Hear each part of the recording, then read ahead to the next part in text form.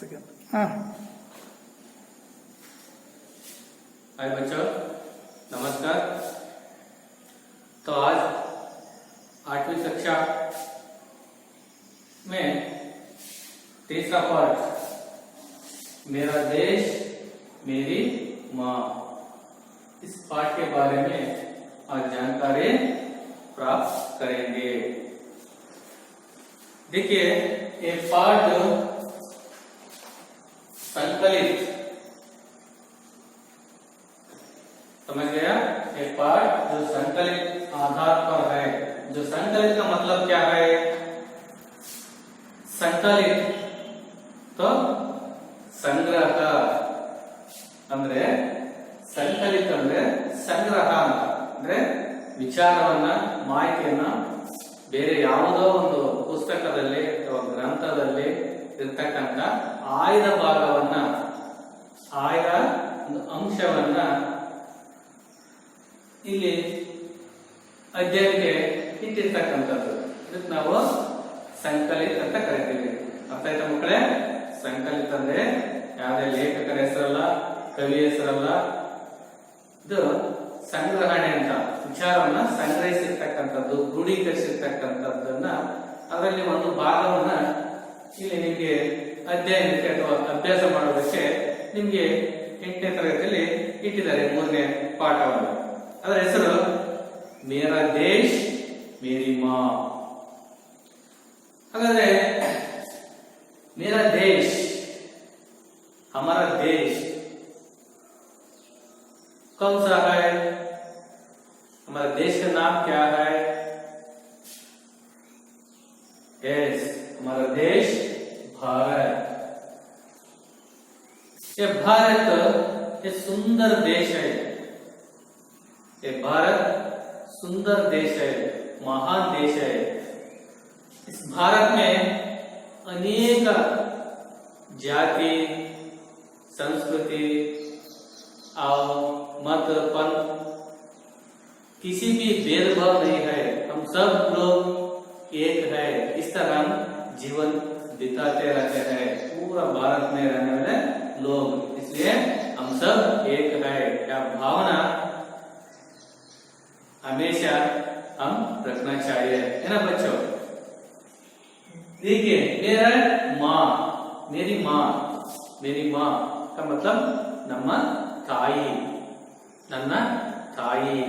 ಯಾವ ನನ್ನ ತಾಯಿ ಅಂದ್ರೆ ಜನ್ಮ ದೇನೆ ವಾಲಿ को माँ कहते हैं. ನಮ್ಗೆ ಯಾರು ಜನ್ಮವನ್ನ ನೀಡಿರ್ತಾರೋ ಅವ್ರಿಗೆ ನಾವು ತಾಯಿ ಅಂತ ಕರಿತೀವಿ.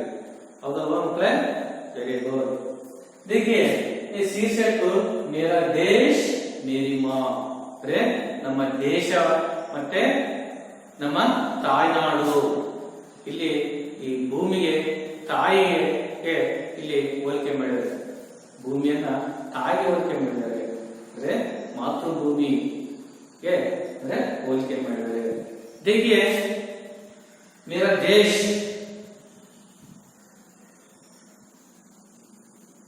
ಇಷ್ಟೊಂದು ನಮ್ಮ ದೇಶ ಸ್ವಾತಂತ್ರ್ಯ ಪೂರ್ವದಲ್ಲಿ ಇಷ್ಟೆಲ್ಲ ಒಂದು ಕಷ್ಟವನ್ನು ಅನುಭವಿಸಿತ್ತು. ನಿಮ್ಗೆಲ್ಲ ಗೊತ್ತಿದೆ, ಇತಿಹಾಸದಲ್ಲಿ ನೀವು ಓದಿರ್ತೀರಿ.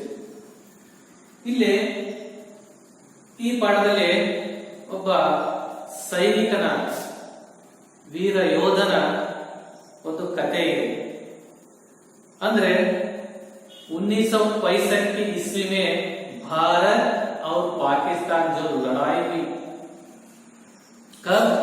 1965 के ईस्वी में, ಅಂದ್ರೆ 1965ರಲ್ಲಿ ಭಾರತ ಮತ್ತೆ ಪಾಕಿಸ್ತಾನ, ಈಗಿನ POK ಅಂತ ಹೇಳ್ತೀವಲ್ಲ, ಪಾಕ್ ಆಕ್ರಮಿತ ಕಾಶ್ಮೀರ ಅಂತ ಹೇಳ್ತೀವಲ್ಲ, ಆ ಸ್ಥಳದಲ್ಲಿ ಯುದ್ಧ ಆಯಿತು. जो उस संदर्भ में घटने वाले जो घटनाओं के बारे में प्रस्तुत ये पाठ आप पढ़ने के लिए आए. समझ गया? ಅಂದ್ರೆ 1965 ಇಸ್ವಿಯಲ್ಲಿ ನಡೆಯತಕ್ಕಂತ ಒಂದು ಘಟನೆ ಬಗ್ಗೆ ಈ ಪಾಠದಲ್ಲಿ ಇದೆ. ಗೊತ್ತಾಯ್ತಾ ಮಕ್ಕಳ? देखिए, इसके पहले इसमें आने वाले कुछ शब्दार्थ, इस पाठ में आने वाले कुछ शब्दार्थ हमला, हमला का मतलब आक्रमण। चौंका देना, आश्चर्यवागुವುದು, तो विस्मित करना। जूझना, लड़ना, ಹೋರಾಡುವುದು। मौत, मौत का मतलब साವು अथवा मरण। इंतजार प्रतीक्षा करना, कायुವುದು। बहादुर, बहादुर का मतलब वीर। दीपक बुझ, दीप आरुವುದು, ನಂದುವುದು। ಧ್ವಸ್ತ್ का मतलब ಧ್ವಂಸ नाश ಮಾಡುವುದು। राह रास्ता, धारी। इस तरह जो शब्दार्थ इस पाठ में और बहुत सारे है, हम इम्पोर्टेंट है ना, ये लिखा है। और देखिए इस पाठ में जो आशय देखिए, पहला शत्रु देश की रक्षा करना देशवासियों का परम पुनीत कर्तव्य होता है। लड़ाई में पीठ दिखाकर भागना नहीं चाहिए, सीना तानकर आगे बढ़ना चाहिए, तभी तो वीर विजय माला पहनते हैं। इस घटना से बच्चों में साहस और वीरता का भाव जागता है, वे अपने कर्तव्य के प्रति सजग होते हैं। समझिए बच्चों, देखिए शत्रु से देश की रक्षा करना हम सबका कर्तव्य होता है ना। ಅಂದ್ರೆ ಶತ್ರುಗಳಿಂದ ನಮ್ಮ ದೇಶವನ್ನ ಕಾಪಾಡುವುದು ನಮ್ಮ ನಿಮ್ಮೆಲ್ಲರ ಜವಾಬ್ದಾರಿ ಆಗಿರುತ್ತೆ, ಮತ್ತೆ ಕರ್ತವ್ಯ ಕೂಡ ಹೌದು। जो इस संदर्भ में हम पीठ दिखाकर भागना नहीं चाहिए। ಇಂಥ ಸಂದರ್ಭ ಬಂದಾಗ, ದೇಶದ ಸಂದರ್ಭ ಬಂದಾಗ, ದೇಶದ ವಿಷಯಕ್ಕೆ ಬಂದಾಗ ನಾವೆಲ್ಲರೂ ಕೂಡ ಒಗ್ಗೂಡಬೇಕು। ಒಗ್ಗೂಡ್ಬಿಟ್ಟು ನಾವು ಎದುರಿ ಓಡಿ ಹೋಗಬಾರದು, ಬೆನ್ನು ತೋರಿಸಿ ಓಡಿ ಹೋಗಬಾರದು। ಇದರಂತ ನಾವು ಎದುರಿ ಏಡಿಗಳಾಗಿ ನಾವು ಹಾಗೆ ಕುಟ್ಕೋಬಾರದು, ಮುನ್ನುಗ್ಗಬೇಕು। ಸೀನಾ ತಾಕರ್ ಆಗೆ बढ़ना चाहिए, ನಾವು ಶತ್ರುಗಳಿಗೆ ಎದೆಯೊಡ್ಡಿ ಮುಂದೆ ನಡೆಯಬೇಕು, ವೀರಾವೇಶದಿಂದ ಹೋರಾಡಬೇಕು, ಮುನ್ನುಗ್ಗಬೇಕು। तभी तो वीर विजय माला पहनते हैं, ಅಂದಾಗ ಮಾತ್ರ ನಮಗೆ ಒಂದು ಗುರಿ ಮುಟ್ಟುವುದಕ್ಕೆ ಅಥವಾ ಜಯಶಾಲಿ ಆಗುವುದಕ್ಕೆ ನಮಗೆ ಸಾಧ್ಯವಾಗುತ್ತೆ। इस घटना से बच्चों में साहस और वीरता का भाव जागता है, वे अपने कर्तव्यों के प्रति सजग होते हैं। देखिए इस घटना में बच्चों को निಮಗೆ ಸಾಹಸ, ಧೈರ್ಯ, ವೀರತ್ವ, ಶೌರ್ಯದ ಹಲವಾರು ಒಂದು ಜವಾಬ್ದಾರಿ, ಈ ಎಲ್ಲಾ ಗುಣಗಳ ಬಗ್ಗೆ ತಮಗೆ ಅರಿವಾಗುತ್ತೆ, ಜಾಗೃತರಾಗ್ತದೆ ಅನ್ನೋದೇ ಈ ಪಾಠದ ಒಂದು उद्देश्य। समझे बच्चों? देखिए स्टोरी देखिए, किताब खोलिए। सन 1965 की एक शाम हर तरफ शांति का वातावरण था। सन 1965 की एक शाम हर तरफ शांति का वातावरण था, किसी तरह की कोई आशंका नहीं थी। तभी दुश्मनों ने भारत पर आक्रमण कर दिया। अचानक इस हमले ने भारतीय सेना को चौंका दिया। छुट्टियां बिताने अपने घर गए सैनिकों को तुरंत वापस आने के आदेश भेजे गए। छुट्टियां बिता रहे भारतीय सेना के ही एक मेजर को जब सूचना मिली तो जाने की तैयारी कर उन्होंने मां के पैर छूकर प्रणाम किया। मां का ममत्व जाग उठा, आंखों में आंसू भर गए और उन्होंने बेटे को सीने से लगा लिया। मेजर का गला भी रूंध गया, पर तुरंत ही मातृभूमि का स्मरण वो आया। युद्ध भूमि को जाते हुए पुत्र के सिर पर हाथ रखकर आशीर्वाद देते हुए मां ने कहा, बेटे इस समय राष्ट्र रक्षा ही प्रत्येक भारतीय का सबसे बड़ा कर्तव्य है। जाओ और दृढ़ता से अपने कर्तव्य का पालन करो। याद रहे भारतीय परंपरा सीने पर गोली खाने की है, पीठ पर नहीं। युद्ध भीषण रूप से फैलता जा रहा था। इच्छों की नहर का मोर्चा भारतीय सेना के लिए चुनौती की दीवार बन खड़ा था। प्रश्न उठा, इस अभेद दीवार को तोड़ने की जिम्मेदारी कौन निभाएगा? कार्य आसान नहीं था, सीधे मौत के साथ जूझना था, पर वीर कभी मौत के भय से रुके है। तुरंत एक वीर ने इसका दायित्व स्वीकार कर लिया। एक गांव से आए हुए वही मेजर थे। मौत की परवाह किए बिना मेजर ने मोर्चा संभाल लिया। वे धीरे धीरे आगे बढ़ने लगे। दिल दहलाने वाली गोलियों का शोर कानून के पर्दों को फाड़ने की कोशिश कर रहा था। मेजर पर देशभक्ति का जोश पूरी तरह छाया हुआ था। मौके का इंतजार किया जाए इतना समय भी नहीं था, इसलिए वे धड़ाधड़ गोलीबारी करते हुए दुश्मनों के टैंकों को ध्वस्त करते आगे बढ़ रहे थे। तभी दुश्मनों की कई गोलियां एक साथ सुनसुनाती हुई आए और मेजर के हाथ व पेट में घुस गई। मगर भारतीय परंपरा सीने पर गोली खाने की है, पीठ पर नहीं। माँ के ये शब्द प्रेरणा दे रहे थे। वे चोट की परवाह किए बगैर आगे बहुत बढ़ते रहे और गोलियां आहा कर उनके सीने में घुसती गई। स्थिति को समझाते हुए उनको पीछे हटने का आदेश जारी किया गया, पर मेजर के कदम रुक नहीं। दुश्मन के सारे टैंकों को ध्वस्त कर विजयश्री को गले लगाकर ही उन्होंने दम लिया। तुरंत ही अमृतसर के सैनिक अस्पताल में उन्हें लाया गया, पर तब तक पूरा सीने गोलियों से चलनी हो चुका था। रूंधे गले से अधिकारियों ने पूछा, आपकी कोई अंतिम इच्छा है? गोली सीने में कसक रही थी, पर मेजर ने चेहरे पर मुस्कान लाते हुए कहा, हाँ है, मेरी मां तक आदेश पहुंच देना। तुम्हारे बेटे ने गोलियां सीने पर ही खाई है, पीठ पर नहीं। जानते हैं ये बहादुर कौन थे? ये भारतीय सेना के अफसर मेजर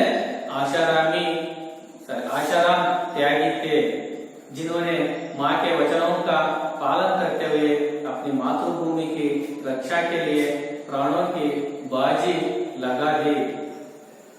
दीपक बुझ गया, पर उसके अमर ज्योति युगों तक देशभक्तों को राह दिखाती रहेगी। समझिए बच्चों, तो आप 2 मिनट मन में पढ़िए।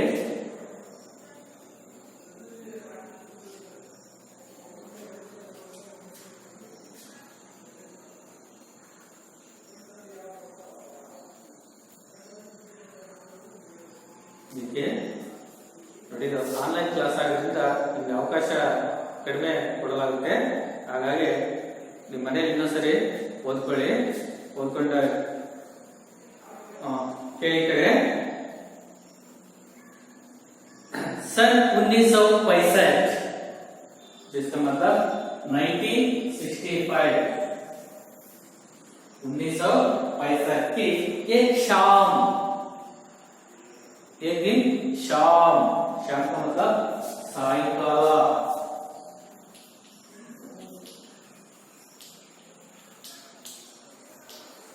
शाम का मतलब सायंकाल अथवा संजे, जो इसका अपोजिट सुबह, सुबह, शाम और सुबह,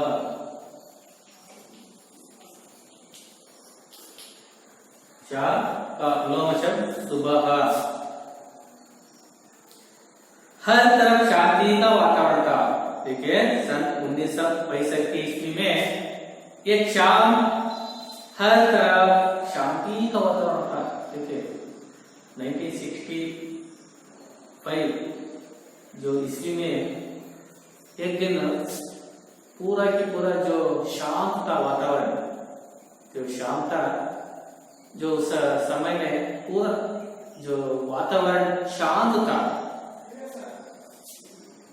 किसी तरह की कोई आशंका नहीं थी, किसी तरह की ಯಾವುದೇ ರೀತಿಯಲ್ಲಿ ಆಗಿರಬಹುದು, ಯಾವುದೇ ಸಂದರ್ಭದಲ್ಲಿ ಆಗಿರಬಹುದು, कोई आशंका नहीं थी, ಯಾವುದೇ अनुमान ಏನಿರಲಿಲ್ಲ।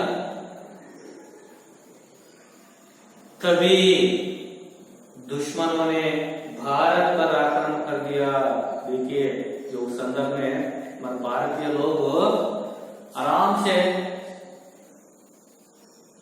बैठा था, ठीक है, पूरा वातावरण शांत था, इसलिए उसको कुछ अनुमान भी नहीं है, इसलिए जो कोई शंका नहीं था। तब जो इस संदर्भ में हमारे शत्रु, हमारे दुश्मनों ने भारत पर आक्रमण कर दिया। जो इस संदर्भ में ನಮ್ಮ ಶತ್ರುಗಳು ಭಾರತವನ್ನ ಆಕ್ರಮಿಸಿದರು, ಆಕ್ರಮಣ ಮಾಡಿದರು। ನೋಡಿ ನಮ್ಮ ಸೈನಿಕರೆಲ್ಲ ಆರಾಮಾಗಿ ಕೂತಿದ್ದಾರೆ, ಬಿಡಪ್ಪ ವಾತಾವರಣ ಇಲ್ಲಿ ಏನು ಅಂತದೇನಿಲ್ಲ ಅಂತ ಹೇಳಿ ಅವರು ಸ್ವಲ್ಪ ರೆಸ್ಟ್ ತಗೊಳ್ತಿದ್ದಾರೆ ಅಂತ ಅವಕಾಶವನ್ನು ನೋಡ್ಬಿಟ್ಟು, ಸಮಯವನ್ನು ನೋಡ್ಬಿಟ್ಟು ಶತ್ರುಗಳು ನಮ್ಮ ಭಾರತ ಮೇಲೆ ಆಕ್ರಮಣ ಮಾಡಿದ್ರು।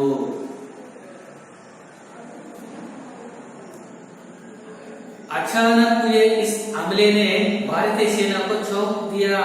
देखिए अचानक हुए, ಆಕಸ್ಮಿಕವಾಯಿತು, ಏನು ಎಲ್ಲೇ ಗೊತ್ತು, ಏನು ಸಂಶಯನೇ ಇಲ್ಲ। ಇಂಥ ಸಂದರ್ಭವನ್ನು ನೋಡ್ಬಿಟ್ಟು ಈ ಘಟನೆಯು, ಈ ಆಕ್ರಮಣವು ಭಾರತೀಯ ಸೈನಿಕರಿಗೆ ಆಶ್ಚರ್ಯ ಉಂಟಾಯಿತು, ಗಾಬರಿ ಆಯಿತು, ವಿಸ್ಮೃತರಾಯಿತು, ಗಾಬರಿ ಆಗುತ್ತೆ ಅವ್ರಿಗೆ। ಏನು ಯಾವುದೇ ಸುದ್ದಿಲ್ಲ, ಸುಳಿವಿಲ್ಲ, ಏಕದಮ್ ಈ ರೀತಿ ನಮ್ಮ ಮೇಲೆ ಆಕ್ರಮಣ ಮಾಡ್ಬಿಟ್ರಲ್ಲ ಅಂತ ಹೇಳ್ಬಿಟ್ಟು ಅವ್ರಿಗೆ ಆಶ್ಚರ್ಯವಾಯಿತು, ನಮ್ಮ ಭಾರತೀಯರಿಗೆ, ಭಾರತೀಯ ಸೈನಿಕರಿಗೆ। छुट्टियां बिताने अपने घर गए सैनिकों को तुरंत वापस आने का आदेश दीजिए। देखिए ನಮ್ಮ ಭಾರತೀಯ ಸೈನಿಕರಿಗೆ ಅವರಿಗೆ ಪದೇ ಪದೇ ರಜೆ ಸಿಗುವುದಿಲ್ಲ, ವರ್ಷದಲ್ಲಿ ಇಂತಿಷ್ಟು ದಿನಗಳು ಅಂತ ಹೇಳ್ಬಿಟ್ಟು ಅವರಿಗೆ ರಜೆವನ್ನ ಕೊಡ್ತಾರೆ। ವರ್ಷದಲ್ಲಿ 1 ತಿಂಗಳು ಅಥವಾ 2 ತಿಂಗಳು ಈ ರೀತಿ ಕೂಡ ಅವರಿಗೆ ರಜೆವನ್ನ ಕೊಟ್ಟಿರ್ತಾರೆ। ಅಂತ ಸಂದರ್ಭದಲ್ಲಿ ನಮ್ಮ ಭಾರತೀಯ ಕೆಲವೊಂದು ಸೈನಿಕರಿಗೆ ಅವರಿಗೆ ರಜೆಯನ್ನ ನೀಡಲಾಯಿತು। ಆ ರಜೆಯನ್ನು ಕೊಟ್ಟಾಗ ಅವರು ತಮ್ಮ ತಮ್ಮ ರಾಜ್ಯಕ್ಕೆ, ತಮ್ಮ ತಮ್ಮ ಊರಿಗೆ ಅವರು ಮರಳಿ ಮನೆಗೆ ಬಂದಿದ್ರು। ಅಂತ ಸಂದರ್ಭದಲ್ಲಿ छुट्टियां बिताने अपने घर गए सैनिकों को तुरंत वापस आने का आदेश दीजिए। तक्षण ಕೂಡ छुट्टियां बिताने ರಜೆಯನ್ನು ಕಳೆಯಲು ಬಂದಿರತಕ್ಕಂತ ಸೈನಿಕರಿಗೆ, ತಮ್ಮ ಮನೆಗೆ ಬಂದಿದ್ರು ಅವರಿಗೆ ತುರಂತ ಇಮಿಡಿಯೇಟ್ಲಿ ತಕ್ಷಣ ವಾಪಸ್ ಆನೇಕ, ತಕ್ಷಣ ಕೂಡ ತಮ್ಮ ತಮ್ಮ ಕರ್ತವ್ಯಕ್ಕೆ, ಡ್ಯೂಟಿಗೆ ಹಾಜರಾಗಬೇಕು ಅಂತ ಹೇಳ್ಬಿಟ್ಟು ತಕ್ಷಣ ಕೂಡ ಅಲ್ಲಿನ ಸೈನ್ಯದ ಮೇಲಿರ್ತಕ್ಕಂಥ ಅಧಿಕಾರಿಗಳು ಆದೇಶ, ಆರ್ಡರ್ ಬೇಸ್ಗೆ ಆದೇಶವನ್ನ ಕಳಿಸ್ಬಿಟ್ರು। ಏನಂತ,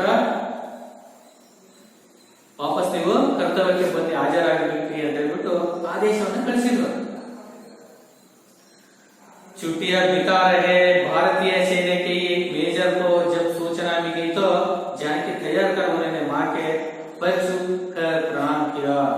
ನೋಡಿ ಈ ರೀತಿಯಾಗಿ ರಜೆಯನ್ನು ಕಳೆಯಲು ಬಂದಿರತಕ್ಕಂತ ನಮ್ಮ ಭಾರತೀಯ ಸೈನಿಕರಿಗೆ ಕೂಡ ಈ ವಿಚಾರ ಗೊತ್ತಾಯ್ತು। ಅವಾಗ ಭಾರತೀಯ ಸೈನಿಕರಿಗೆ ಮೇಜರ್ ಕೋ, ಒಬ್ಬ ಮೇಜರ್ ಸೈನಿಕರಿಗೂ ಒಬ್ಬ ವೀರ ಯೋಧನಿಗೆ ಕೂಡ ಈ ಸೂಚನೆ ಸಿಕ್ಕ ತಕ್ಷಣ ಜಾನಕಿ ತಯಾರ ಹೋಗೋದಕ್ಕೆ ಸಿದ್ಧತೆ ಮಾಡ್ಕೊಂಡು उन्हें माँ के पैर छूकर प्रणाम किया।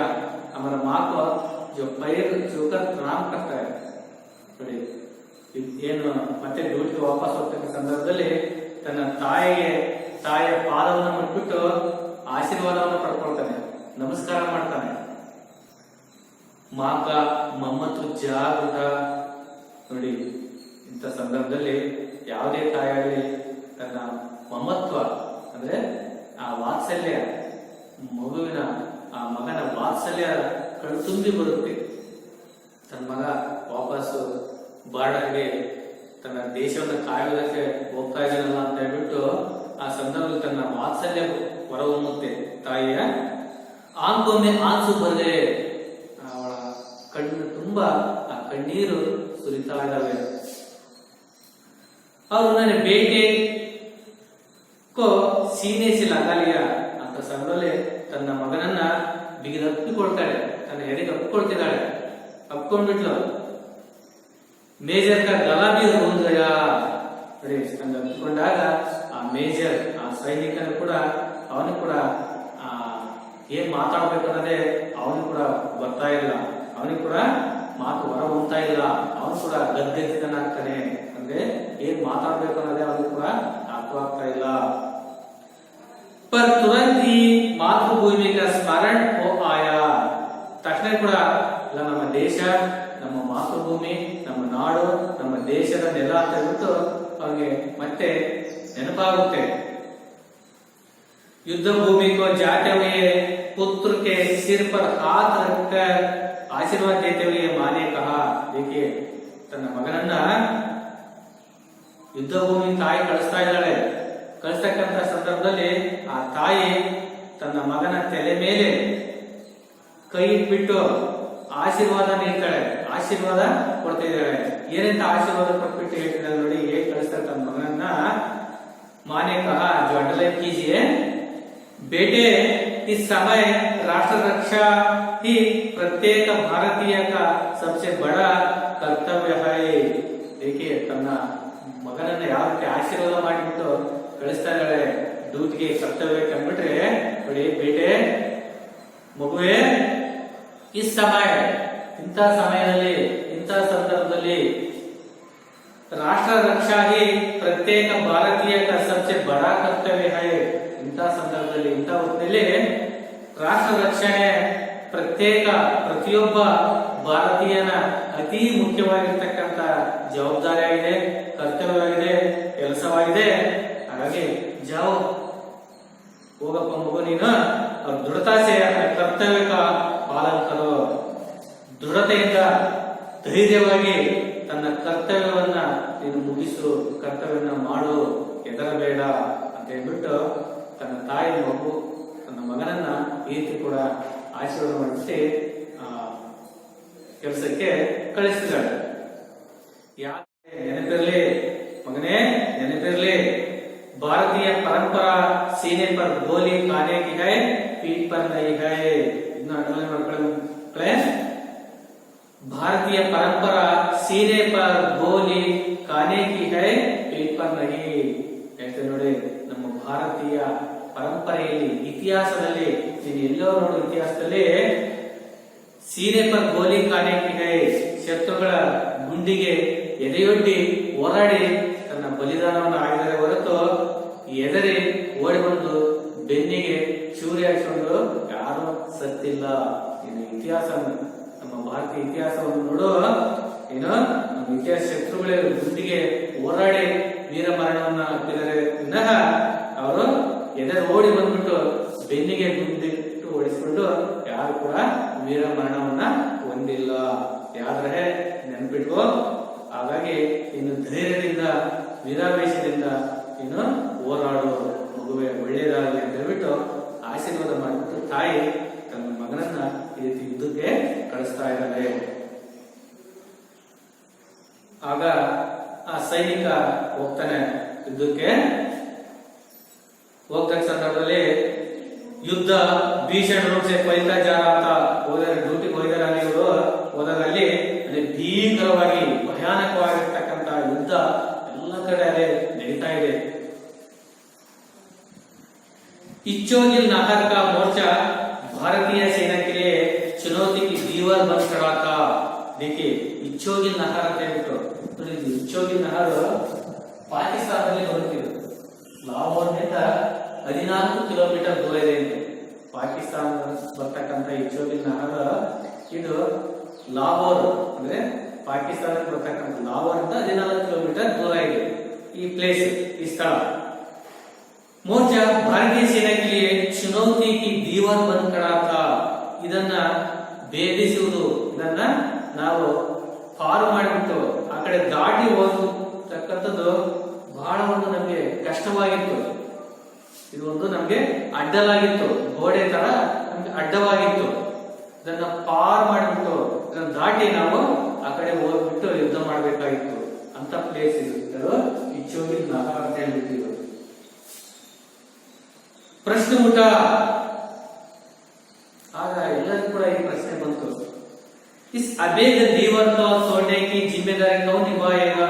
ನಮ್ಮ ಭಾರತೀಯರಲ್ಲಿ ಈ ಪ್ರಶ್ನೆ ಬಂತು, ಈ ಚೋಗಿಲ್ ನಹರ್ ಅನ್ನ ಮುರಿದು ಮುಂದೆ ಹೋಗ್ತಕ್ಕಂಥ ಜವಾಬ್ದಾರಿ ಯಾರು ವಹಿಸ್ಕೊಳ್ತೀರಿ, ಇದರ ಸಂಪೂರ್ಣ ಜವಾಬ್ದಾರಿನ ಯಾರು ನಿರ್ವಹಿಸ್ತೀರಿ. ಇದರ ಒಬ್ಬ ಲೀಡರ್ ಬೇಕು. ಈ ಒಂದು ಪ್ಲೇಸ್ ಅನ್ನ ನಾವು ದಾಟಿ ಆ ಕಡೆ ಹೋಗ್ಬೇಕಂದ್ರೆ ಒಬ್ಬ ಜವಾಬ್ದಾರಿಯನ್ನ ಯಾರು ನಿರ್ವಹಿಸ್ತೀರಿ ಅನ್ನೋದೊಂದು ಪ್ರಶ್ನೆ ಬಂತು.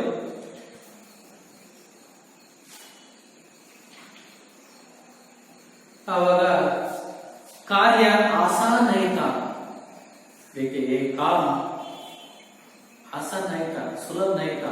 ನೋಡಿ ಈ ಕೆಲಸ ಅಷ್ಟೇನು ಸರಳವಾಗಿಲ್ಲ, ಸುಲಭವಾಗಿಲ್ಲ. ಆಸಾನ್ आसान, समानार्थक सुलभ, दूसरे तो कठिन. ठीक है, ये काम उतने आसान नहीं था. तो मेरे ಈಜಿ ಆಗಿಲ್ಲ, ಸುಲಭ ಆಗಿಲ್ಲ, ಸರಳ ಇಲ್ಲ. ಸೀದೆ ಮೌತ್ ಕೆ ಸಾಥ್ ಜೂझना था. ಇದು ನಾವು ಸಾವಿನೊಂದಿಗೆ ಸರಸವಾಡ್ತಕ್ಕಂತ ಕೆಲಸವಾಗಿತ್ತು, ಸಾವಿನೊಂದಿಗೆ ಹೋರಾಟ ಮಾಡ್ತಕ್ಕಂತ ಕೆಲಸವಾಗಿತ್ತು, ಸಾವಿನೊಂದಿಗೆ ಹೋರಾಟ ಮಾಡ್ತಕ್ಕಂತ ಕೆಲಸ ಇದಾಗಿತ್ತು. ಪರ್ ವೀರ ಕಭಿ ಮೌತ್ ಕೆ ಭಯ ಸೆ ರುಕೆ ಹೈ. ಆದ್ರೆ ಸೈನಿಕರು, ವೀರರು ಎಂದೂ ಕೂಡ ಸಾವಿಗೆ ಎದುರಿ ಅವರು ಎಂದೂ ಕೂಡ ಅವರು ಇಲ್ಲಿ ಕೂಡ ಅವರು ನಿಂತವರಲ್ಲ, ಸಾವಿಗೆ ಎಂದೂ ಕೂಡ ಅವರು ಎದುರುವವರಲ್ಲ ಸೈನಿಕರು. ತುರಂತ್ ತಕ್ಷಣ एक वीर ने इसका दायित्व स्वीकार कर लिया.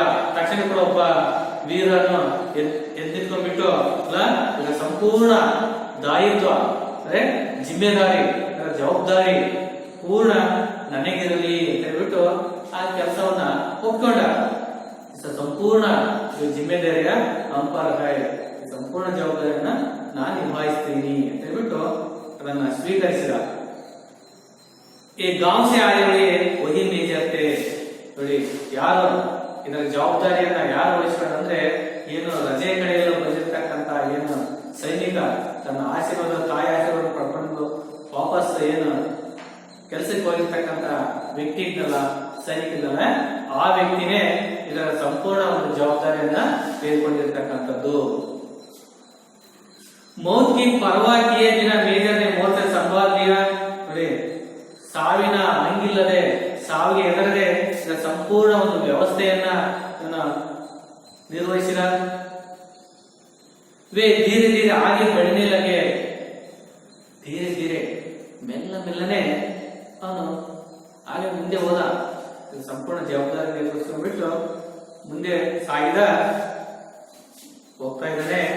दिल दहाने वाली गोलियों को शोर कानों के पदों को पढ़ने की कोशिश कर रहा था. ನೋಡಿ ದಿಲ್ ದಹನೆ ವಾಲಿ ಗೋಲಿಯೋ ಕಾ ಶೋರ್, ಎದೆ ನಡುಗಿಸುವಂತಹ, ನಮ್ಮ ಎದೆ ಚೆಲ್ಲೆನ್ನುವಂತಕ್ಕಂತ ನಮ್ಮ ಅಪೋಸಿಟ್ ಶತ್ರುಗಳು ಆ ಗುಂಡುಗಳನ್ನ ಇವರು ಕಡಿತ ಹೊಡಿತಾ ಇದ್ದಾರೆ. ಅದರ ಶಬ್ದವು ನಮ್ಮ ಕಿವಿಯ ತಮಟೆಯು ಹರಿದು ಹೋಗುವ ರೀತಿಯಲ್ಲಿ ಧಡ ಧಡ ಧಡ ಎಂಬತಕ್ಕಂಥ ಶಬ್ದವು ಅದು ನಮ್ಮ ಕಿವಿಗೆ ಬಂದು ಚುಚ್ತಾ ಇತ್ತು, ಪ್ರಯತ್ನ ಪಡ್ತಾ ಇತ್ತು. ಅಷ್ಟೊಂದು ಆ ಕಡೆಯಿಂದ ಅಪೋಸಿಟ್ ನಮಗೆ ಬಂದೂಕುಗಳಿಂದ ಹೊರತಕ್ಕಂಥ ಶಬ್ದ ನಮ್ಮ ಕಿವಿ ಕೇಳಿಸ್ತಾ ಇತ್ತು. मेजर पर देशभक्ति का जोश पूरी तरह छाया हुआ था. ನೋಡಿ ಅಷ್ಟೊಂದು ಶಬ್ದ ಗುಂಡುಗಳು ಹೊಡೆದ್ರು ಕೂಡ ಇವರು ಅದನ್ನು ಲೆಕ್ಕಿಸದೆ ಹೆದರದೆ ಭಯಪಡದೆ ಅವರಲ್ಲಿ ದೇಶಭಕ್ತಿಯ ದೇಶಾಭಿಮಾನದ ಒಂದು ಉತ್ಸಾಹ ಅವರಲ್ಲಿ ಇಡೀ ಮೈಯಲ್ಲಿ ಆವರಿಸಿತ್ತು. मौके का इंतजार किया जाए इतना समय भी नहीं था. ನೋಡಿ ಅವರು ತನ್ನ ಇಂಥ ಸಂದರ್ಭದಲ್ಲಿ ಅವಕಾಶಕ್ಕೋಸ್ಕರ ಕಾಯದೆ ಅವರು ಸಮಯ भी नहीं था, ಸಮಯ ಬರಲಿ ಅಂತ ಹೇಳ್ಬಿಟ್ಟು ಸಮಯವನ್ನು ಕಾಯ್ತಾ ಅವರು ಕಾಯ್ತಾ ಇರಲಿಲ್ಲ. इसलिए ಆದ್ರಿಂದ ಅವರು ದಡ ಗೋಲಿ ಭಾರಿ ಕರ್ತವ್ಯ ಅವರು ದಡ ದಡ ದಡ ಕಟ್ಟಿಟ್ಟು ಗೋಲಿ ಮಾಡ್ತೇವೆ. ಇವರು ಕೂಡ ಆ ಮದ್ದು ಗುಂಡುಗಳನ್ನ ಹೊಡೆಯುತ್ತಾ दुश्मनों के टैंकों को ध्वस्त करते हुए आगे बढ़ते रहे. ಇವರು ಕೂಡ ದುಶ್ಮನ್ ಅಂದ್ರೆ ಆ ಶತ್ರುಗಳ ಒಂದು ಟ್ಯಾಂಕ್ಗಳನ್ನ ಅವರ ಬಿಡಾರವನ್ನ ಪೂರ್ತಿ ಕೂಡ ಇವರು ಧ್ವಂಸಗೊಳಿಸುತ್ತಾ ಮುಂದೆ ಸಾಗಿದರು, ಮುನ್ನುಗ್ಗಿದರು.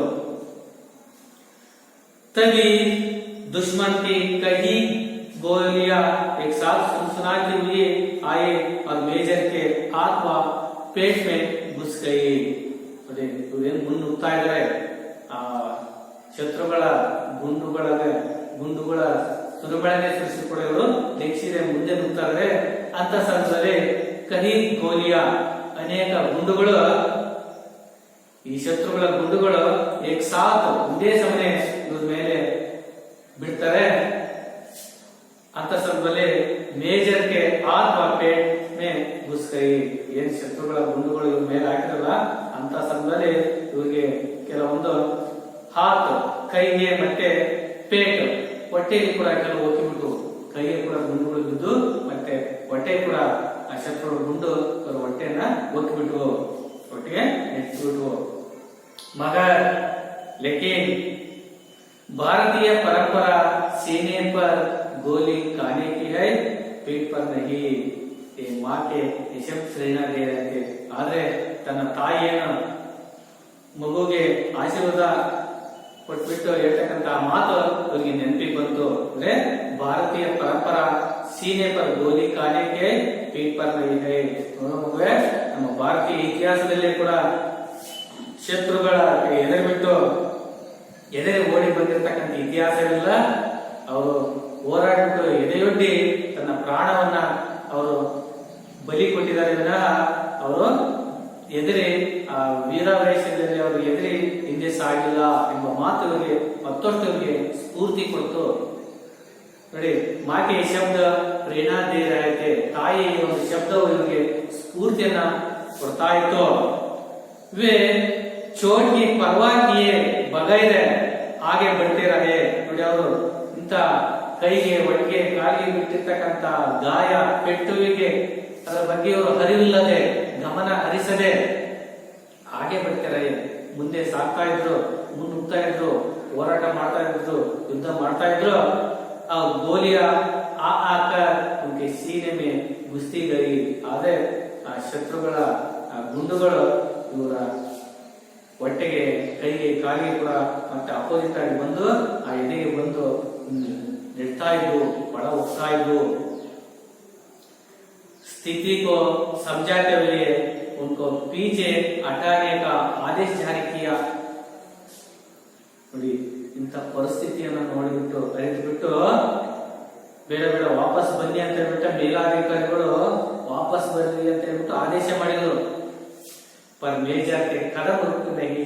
ಆದ್ರೆ ಮೇಜರ್ ಈ ಸೈನಿಕ ಮುಂದೆ ಹೋಗಿರ್ತಕ್ಕಂಥವನು ಒಂದು ಹೆಜ್ಜೆ ಕೂಡ ಹಿಂದಕ್ಕೆ ಬರಲಿಲ್ಲ, ನಿಲ್ಲಲಿಲ್ಲ.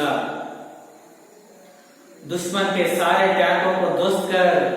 ಶತ್ರುಗಳ ಇಡೀ ಬಿಡಾರವನ್ನ, ಟ್ಯಾಂಕರ್ಗಳನ್ನ, ಮದ್ದು ಗುಂಡುಗಳು ಸಂಗ್ರಹಿಸ್ತಕ್ಕಂಥ ಟ್ಯಾಂಕರ್ಗಳನ್ನ, ಬಿಡಾರವನ್ನೆಲ್ಲ ಇವರು ಧ್ವಸ್ತ ಕರ್ ದಿಯಾ, ನಾಶ ಮಾಡಿಬಿಟ್ರು. ವಿಜಯಶ್ರೀ ಕೋ ಗಲೆ ಲಗಾಕರ್ ಉನ್ನೋನೆ ದಮ್ ಲಿಯಾ. ಇಲ್ಲ, ನಾನು ಎಲ್ಲ ಧ್ವಂಸ ಮಾಡಿಬಿಟ್ಟು ನಾನು ವಿಜಯದೊಂದಿಗೆ ನಾನು ವಾಪಸ್ ಬರುವೆನು ಅಂತ ಹೇಳ್ಬಿಟ್ಟು ಇವರು ಅವರು ಅಂದ್ಕೊಂಡ್ಬಿಟ್ಟು ಇವರು ಯುದ್ಧ ಮಾಡ್ತಾ ಇದ್ರು. ವಾಪಸ್ ಧ್ವಂಸ ಮಾಡಿಬಿಟ್ಟು ಕೊನೆಯವರು ವಿಶ್ರಾಂತಿ ಒಂದು ನಿಟ್ಟುಸಿರನ್ನ ಬಿಟ್ಟರು, ಎಲ್ಲ ನಾಶ ಮಾಡಿಬಿಟ್ರು. ತುರಂತಿ अमृतसर के सैनिक अस्पताल में उन्हें लाया गया। तक्षणने अमृतसर के सैनिक, अमृतसर ಅಂದ್ರೆ ಪಂಜಾಬ್ನ ಬರ್ತಕ್ಕಂಥ अमृतसर सैनिकರು अस्पताल में उन्हें लाया। तक्षण हास्पिटल एडमिट ಮಾಡಿದ್ರು। पर तब तक पूरा सीना गोलियों से चलने हो चुका था। ಆದರೆ ಅಲ್ಲಿವರೆಗೆ ಇವರಿಗೆ ಇಡೀ ದೇಹದಲ್ಲಿ ಗುಂಡುಗಳ ರಾಶಿಗಳಾಗಿದ್ದಂತೆ, ಸಾಕಷ್ಟು ಗುಂಡುಗಳು ಇವರು ಎದೆಯನ್ನ ಉಟ್ಬಿಟ್ಟಿದ್ವು। ಇವುಗಳನ್ನ ರೂಂದೆ ಗಲೆ से अधिकारियों ने पूछा, ನೋಡಿ ಇವರ ಸ್ಥಿತಿಯನ್ನು ನೋಡ್ಬಿಟ್ಟು ಏನು ಮದ್ದು ಗುಂಡುಗಳು ಇವರು ಎದೆಯೆಲ್ಲ ಉಟ್ಬಿಟ್ಟಿದ್ವು, ಎದೆಯಲ್ಲಿ ಕಿತ್ತ ರಾಶಿಗಳು ಇದ್ವಂತೆ, ಅಷ್ಟೊಂದು ಗುಂಡುಗಳು ಇವರು ಎದೆಯಿಂದ ತಾಕಿದ್ವು। ಇಂಥ ಸ್ಥಿತಿಯನ್ನು ನೋಡ್ಬಿಟ್ಟು ಅಧಿಕಾರಿಯನ್ನೇ ಪೂಛ, ಒಬ್ಬ ಅಧಿಕಾರಿಯು ಅವರನ್ನು ಕೇಳ್ತಾರೆ, ಏನಂತ ನೋಡಿ, आपकी कोई अंतिम इच्छा है, ನೋಡಿ ನಿಮ್ಗೆ ಕೊನೆಯ ಆಸೆ ಇದೆಯಾ, ನಿಮ್ಗೆ ಯಾವ್ದಾದ್ರು ಕೊನೆಯ ಆಸೆ ಇದೆಯಾ ಅಂತ ಕೇಳಿದಂತೆ। गोलियां सीने में खसक रही थी, पर मेजर ने चेहरे पर मुस्कान लाते हुए कहा, ನೋಡಿ ಗುಂಡುಗಳು ಎದೆಯಲ್ಲಿ ಚುತ್ತಾ ಇದ್ವು। ಅಂತ ಸಂದರ್ಭದಲ್ಲಿ ಮೇಜರ್ ಚೆಹರೆ, ಮೇಜರ್ ಸೈನಿಕನ ಯೋಧನ ಮುಖದಲ್ಲಿ ಮುಗುಳ್ ನಗುತ್ತಾ ಅವನು ಹೇಳ್ತಿದ್ದಾರೆ, ನೋಡಿ ಏನಂತ ಹೇಳ್ತಿದ್ದಾನೆ, ಹಾ ಹೌದು ಇದೆ ಅಂತ ಹೇಳ್ತಿದ್ದಾನೆ। ಯಾವ್ದಿದೆ ಅಂದ್ರೆ ಹೇಳ್ತಾರೆ ನೋಡಿ, ಅಂತಿಮ ಇಚ್ಛಾ ಮೇರಿ ಮಾತಾ ಸಂದೇಶ ಪਹੁಂಚದೇನಾ, ನೋಡಿ ಈ ವಿಚಾರವನ್ನ ನಮ್ಮ ತಾಯಿಗೆ ತಿಳಿಸಿ, ನಮ್ಮ ತಾಯಿಗೆ ತಲುಪಿಸಿ ಈ ಮಾಹಿತಿಯನ್ನ, ಈ ಸಂದೇಶವನ್ನ। ಯಾವಪ್ಪ ಅಂತ ನೋಡಿ, ತುಮರೆ ಬೇಟೆನೆ, ನಿಮ್ಮ ಮಗನ ಗೋಲಿಯ ಸೀನೆ ಪರಿ ಕಾಯಿ ಹೈ, ಪೀಠ್ ಪರ್ ನಹಿ ಹೈ, ನಿಮ್ಮ ಮಗನ ಗುಂಡುಗಳನ್ನ ಎದೆಗೊತ್ತಿ ವೀರ ಮರಣವನ್ನ ಹೊಂದಿದಾನಿನ, ಪೀಠ್ ಪರ್ ನಹಿ ಹೈ, ಬೆನ್ನಿಗೆ ಹೊಡೆಸಿಕೊಂಡು ಏಡಿಯಾಗಿ ವಾಪಸ್ ಬಂದು ಮರಣವನ್ನು ಹೊಂದಿಲ್ಲ ಅವನು। ನಿಮ್ಮ ತಾಯಿ ಹೇಳಿದಾಗೆ ಮಗ ವೀರಾವೇಶದಿಂದ ಹೊರಡಿ ಎದೆಗೊಡ್ಡಿ ಅವರು ಹೋರಾಟವನ್ನ ಮಾಡಿದ್ದನ್ನ ಬೆನ್ನು ಕೊಟ್ಟು ಓಡಿ ಬಂದಿಲ್ಲ ನಮ್ಮ ವಿಚಾರವನ್ನ ನಮ್ಮ ತಾಯಿಗೆ ಈ ವಿಚಾರವನ್ನ ತಿಳಿಸಿ ಮುಟ್ಟಿಸಿ ಎಂಬ ಮಾತನ್ನ ಆ ಅಧಿಕಾರಿಗೆ ಈ ಸೈನಿಕ ಹೇಳ್ತೇನೆ। जानते हैं ये बहादुर कौन थे, ಗೊತ್ತಿದೆಯಾ ನಿಮ್ಗೆ ಈ ವೀರ ಯಾರು ಅಂತ ಹೇಳ್ಬಿಟ್ಟು? ये भारतीय सेना के अफसर मेजर आशाराम त्यागी थे। ಇವರು ನಮ್ಮ ಭಾರತೀಯ ಸೇನೆಯಲ್ಲಿ ಆಫೀಸರ್ ಆಗಿರ್ತಕ್ಕಂಥ ಒಬ್ಬ ಕಮಾಂಡರ್ ಆಗಿರ್ತಕ್ಕಂಥ ಅವರೇ ಮೇಜರ್ ಆಶಾರಾಮ್ ತ್ಯಾಗಿ।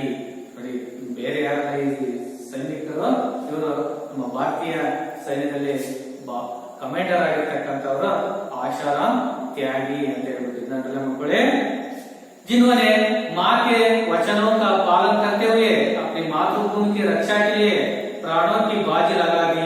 ನೋಡಿ ಇವರು ತನ್ನ ತಾಯಿಯ ಕೊಟ್ಟಿರ್ತಕ್ಕಂಥ ವಚನವನ್ನ ಪಾಲಿಸುತ್ತಾ, ಮಾತನ್ನ ಪಾಲಿಸುತ್ತಾ, ಮತ್ತೆ ಮಾತೃಭೂಮಿಯನ್ನ, ತಮ್ಮ ತಾಯ್ನಾಡನ್ನ, ತಮ್ಮ ದೇಶವನ್ನ ಇವರು ರಕ್ಷಣೆ ಮಾಡುವುದಕ್ಕಾಗಿ ರಕ್ಷಣೆ ಮಾಡಿಬಿಟ್ಟು ಪ್ರಾಣಕ್ಕೆ ಬಾಜಿ ಲಗಾದಿ, ತನ್ನ ಪ್ರಾಣವನ್ನೇ ಇವರು ಬಲಿದಾನವನ್ನ ಮಾಡಿದ್ರು। ಮಕ್ಕಳೇ, दीपक बुझ गया पर उसकी अमर ज्योति युगों तक देशभक्तों को राह दिखाती रहेगी। ನೋಡಿ ಅವರ ಪ್ರಾಣ ಜ್ಯೋತಿಯು ನಂದಿತು, ಆರಿ ಹೋಯಿತು, ಆದರೆ ಅವರ ಈ ಪ್ರಾಣ ಜ್ಯೋತಿಯು, ಅಮರ ಜ್ಯೋತಿಯು युगों तक ಶತಮಾನಗಳ ಕಾಲ ದೇಶಭಕ್ತों को राह दिखाती रहेगी। ಎಲ್ಲಾ ದೇಶಭಕ್ತರ, ದೇಶಾಭಿಮಾನಿಗಳ, ದೇಶ ರಕ್ಷಕರಿಗೆ ಇದೊಂದು ದಾರಿ ದೀಪವಾಯಿತು। ನಾವು ಕೂಡ ಇದೇ ರೀತಿಯಾಗಿ ನಮ್ಮ ದೇಶವನ್ನ ಕಾಪಾಡೋಣ ಅಂತ ಹೇಳ್ಬಿಟ್ಟು, ರಕ್ಷಣೆ ಮಾಡೋಣ ಅಂತ ಹೇಳ್ಬಿಟ್ಟು, ಇದು ನಮ್ಮೆಲ್ಲರಿಗೂ ಕೂಡ ಇದು ದಾರಿ ದೀಪವಾಯಿತು। ಈ ರೀತಿಯಾಗಿ ಸೈನಿಕರು ನಮ್ಮ ದೇಶವನ್ನ, ನಮ್ಮ ತಾಯ್ನಾಡನ್ನ ಅವರು ಪ್ರಾಣ ಅಂಗನ್ನು ತೊರೆದು ದೇಶವನ್ನ ಕಾಪಾಡಿದ ಮಕ್ಕಳೇ. ಅರ್ಥ ಆಯ್ತಾ? ओके ठीक है. इसमें टिप्पणी आई देखिए अभ्यास भाग में टिप्पणी इच्छोगिल नहर इच्छोगिल नहर इच्छोगिल नहर देखिए यह लाहौर से 14 किलोमीटर दूरी पर है. ಇದು ಲಾಹೋರ್ ಅನ್ನೋದು ಪಾಕಿಸ್ತಾನ ದೇಶದಲ್ಲಿ ಬರ್ತಕ್ಕಂಥ ಒಂದು ನಗರ. ಈ ನಗರದಿಂದ ಇದು 14 ಕಿಲೋಮೀಟರ್ ದೂರದಲ್ಲಿದೆ ಇಚ್ಚೋಗಿಲ್ ನಹರ್ ಅಂತ ಹೇಳ್ಬಿಟ್ಟು ಪ್ಲೇಸ್. नेक्स्ट ನೋಡಿ आशाराम त्यागी जी भारतीय सेना के मेजर थे. ನೋಡಿ ಇವರು ಆಶಾರಾಮ್ ತ್ಯಾಗಿ ಅವರು ಭಾರತೀಯ ಸೈನ್ಯದಲ್ಲಿ ಒಬ್ಬ ಮೇಜರ್ ಆಗಿದ್ದಾರೆ, ಕಮಾಂಡರ್. 21 सितंबर 1965 के भारत पाकिस्तान युद्ध में वे शहीद हुए. ನೋಡಿ ಇವರು 1965 ಇಸ್ವಿಯಲ್ಲಿ ಭಾರತ ಮತ್ತು ಪಾಕಿಸ್ತಾನ ಯುದ್ಧದಲ್ಲಿ ಶಹೀದ್ ಹುಯೆ ಅಂದ್ರೆ ಇವರು ಬಲಿದಾನವಾದರು, ದೇಶಕ್ಕೋಸ್ಕರ ಪ್ರಾಣವನ್ನೇ ಬಲಿದಾನ ಮಾಡಿದರು. ಯಾವಂದ್ರೆ 1965 ಇಸ್ವಿಯಲ್ಲಿ ಪಾಕಿಸ್ತಾನ ಯುದ್ಧದಲ್ಲಿ, ಭಾರತ ಮತ್ತು ಪಾಕಿಸ್ತಾನ ಯುದ್ಧದಲ್ಲಿ ಇವರು ಶಹೀದ್ ಹುಯೆ ಅಂದ್ರೆ ಹುತಾತ್ಮರಾದರು. युद्धोपरांत उन्हें महावीर चक्र प्रदान कर सम्मानित किया गया. युद्धोपरांत ಅಂದ್ರೆ ಯುದ್ಧ ಆದ ನಂತರ ಇವರಿಗೆ ಮಹಾವೀರ ಚಕ್ರ ಎಂಬ ಶೌರ್ಯ ಪ್ರಶಸ್ತಿಯನ್ನ ಕೊಟ್ಬಿಟ್ಟು ಇವರಿಗೆ ಸನ್ಮಾನಿಸಲಾಯಿತು, ಅಂದ್ರೆ ಪ್ರಶಸ್ತಿಯನ್ನ ನೀಡಲಾಯಿತು. ಇವರಿಗೆ आशाराम त्यागी ಅವರಿಗೆ. समझ गए बच्चों? ये पाठ का पूरा सारांश. देखिए इसमें अभ्यास भाग में कुछ प्रश्न है और इसमें विरोधार्थक शब्द है. देखिए विलोम शब्द हम कहते हैं, विरोधार्थक शब्द और विलोम शब्द दोनों एक है. उदाहरण है इसमें अच्छा का विरोध शब्द बुरा. ये उदाहरण कैसा था? शब्द है बड़ा, इसका विलोम शब्द बड़ा, छोटा, बड़ा छोटा, बड़ा छोटा. अब देखिए दोस्त ಅಂದ್ರೆ फ्रेंड, दोस्त. Very good. शत्रु अथवा दुश्मन. देखिए दोस्त, दुश्मन, दोस्त, दुश्मन. आगे आगे आगे ಅಂದ್ರೆ सामने, समानांतर. अपोजिट पीछे, हिंदे, पीछे, पीछे,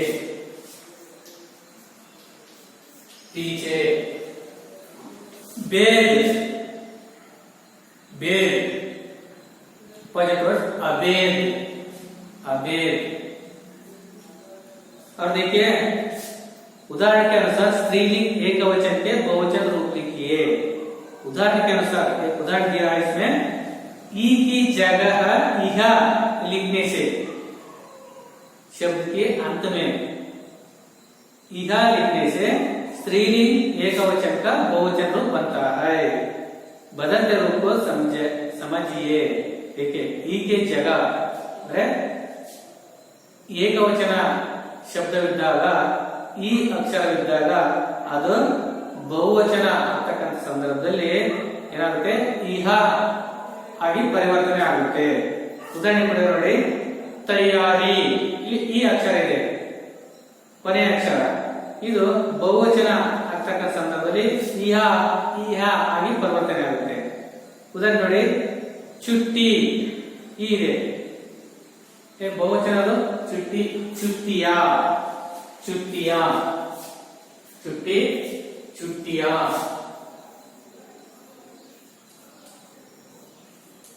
चुट्टिया.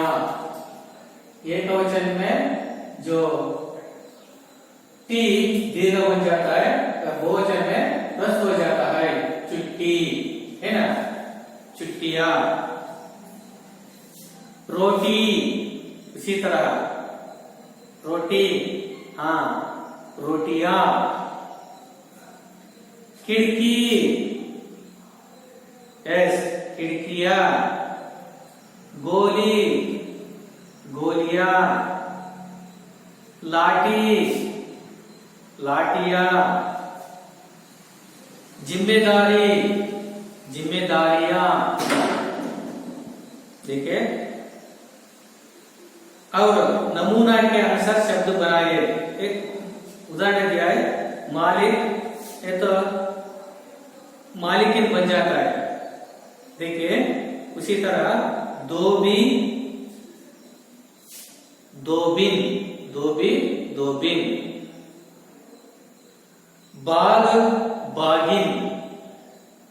माली, मालिन। साथी में चेंज नहीं होता, साथी। तेली, तेलिन, इस तरह। और नमूने के अंदर अन्य वचन शब्द बनाइए। एक नमूना उदाहरण दिया है, परीक्षा, परीक्षाएं। उसी तरह माला, मालाएं। Very good. शाखा, शाखाएं। कविता, कविताएं। पत्रिक, पत्रिकाएं। रेखा, रेखाएं। उसी तरह जो एक वचन और बहुवचन में जो बदल हो जाता है, उसी तरह इसमें अनेक शब्द भी है और मैं नोट्स लिखते समय हम लिख सकता हूँ। और इसमें देखिए वाक्यों को प्रयोग कीजिए है, छुट्टी, वातावरण, प्रणाम, आसान, गोली, अस्पताल। ये वाक्यों का आपको एक वाक्य बनाए घर में और कन्नड़ या अंग्रेजी में अनुवाद कीजिए। कन्नड़ या अंग्रेजी, अंग्रेजी का मतलब इंग्लिश, ಇದನ್ನ ಭಾಷಾಂತರ ಮಾಡಬೇಕು। राष्ट्र रक्षा करना हमारा सबसे बड़ा कर्तव्य है। भारतीय परंपरा सीने पर गोली खाने की है, पीठ पर नहीं है। युद्ध भीषण रूप से फैलता जा रहा था। मेजर पर देशभक्ति का जोश पूरी तरह छाया हुआ था। गोलियां आ आकर उनके सीने में घुसती रही। ये 5 जो वाक्य कल आपको गृहपाठ के लिए मैं दे रहा हूँ। कल एक तो आपको लिख कर लाए और बचा हुआ विषयों को हम नोट्स में मैं लिख सकता हूँ। समझ गए बच्चों? अच्छा, ओके, थैंक्स, धन्यवाद।